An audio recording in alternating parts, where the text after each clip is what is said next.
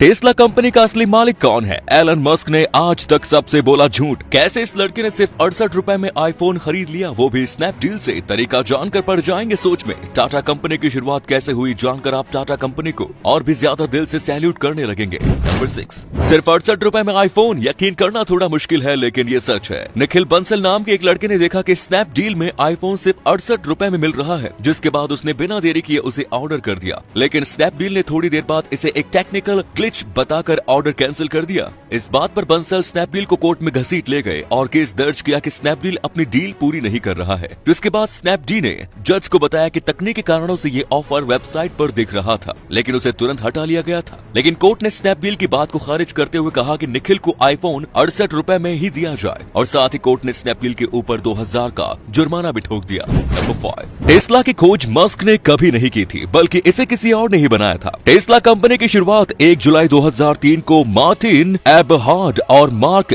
टारपैनिन ने मिलकर की थी और उस वक्त एलन मस्क का टेस्ला से कोई लेना देना ही नहीं था। मस्क की एंट्री तो टेस्ला में 2004 में हुई थी, जब उन्होंने देखा कि ये कंपनी आगे जाकर बहुत बड़ी बन सकती है। तो उन्होंने टेस्ला में $6.3 मिलियन इन्वेस्ट किए और कंपनी के 90% हिस्सेदार बन गए। और 2008 में किसी कारण से मार्टिन और मार्क कंपनी छोड़ दी, जिसके बाद एलन मस्क को टेस्ला का सीईओ बना दिया गया। अगर आप नेट में सर्च करेंगे तो फाउंडर ऑफ टेस्ला तो मार्टिन और मार्क का ही नाम आता है, लेकिन कंपनी चाहती है कि उसकी पहचान सिर्फ एलन मस्क से ही हो, क्योंकि आज कंपनी जो भी है वो सिर्फ एलन मस्क की इमेज की वजह से ही है।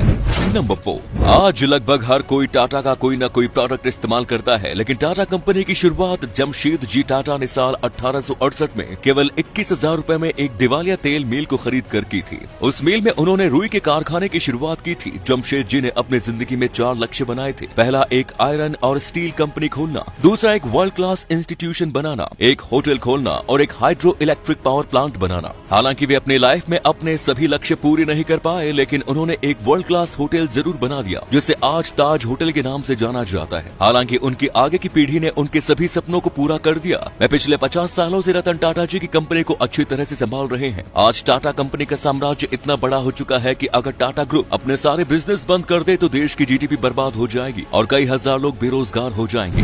नंबर 3, आपको जानकर हैरानी होगी कि चांद पर अंतरिक्ष यात्रियों ने सिर्फ कदम नहीं रखा है, बल्कि वहां की सतह पर गोल्फ भी खेल चुका है। नासा के अपोलो 14 मिशन में चांद की सतह पर लैंडिंग के बाद एस्ट्रोनॉट एलन शेफर्ड ने चंद्रमा की सतह पर गोल्फ की 2 गेंदों को हिट किया था, जिसमें से पहली गेंद 24 गज दूर जबकि दूसरी गेंद 40 गज दूर जाकर गिरी थी। इसके साथ ही शेफर्ड चंद्रमा की जमीन पर गोल्फ खेलने वाले पहले इंसान बन गए थे। लेकिन मजे की बात यह है कि एलन चांद पर गोल्फ खेलने के लिए गोल्फ स्टिक और गोल्फ की बॉल को अपने स्पेस सूट में छिपा कर ले गए थे। नंबर 2, दुनिया का पहला टेक्स्ट मैसेज साल 1992 में भेजा गया। ये टेक्स्ट मैसेज वोडाफोन कंपनी के एक कर्मचारी ने वोडाफोन के डायरेक्टर रिचर्ड जार्विस को भेजा था। लेकिन अब इस एसएमएस को पेरिस में एक बोली के दौरान बेचा गया, जिसकी कीमत जानकर होश उड़ जाएंगे। जब उसने वो मैसेज भेजा था तब उसे पता नहीं था कि आगे चलकर कोई इसे 1 करोड़ 20 लाख में खरीदेगा। जी हाँ, सही सुना आपने। लेकिन इस मैसेज में आखिर ऐसा क्या लिखा था जो इससे इतना महंगा खरीदा गया? चौंकाने वाली बात यह है कि उस मैसेज में कुछ और नहीं बल्कि केवल हैप्पी क्रिसमस लिखा हुआ था। नंबर 1, दुबई के एक मॉल ने कस्टमर्स के लिए एक ऐसा ऑफर निकाला है कि आप खुद को वजन घटाने से रोक नहीं पाएंगे।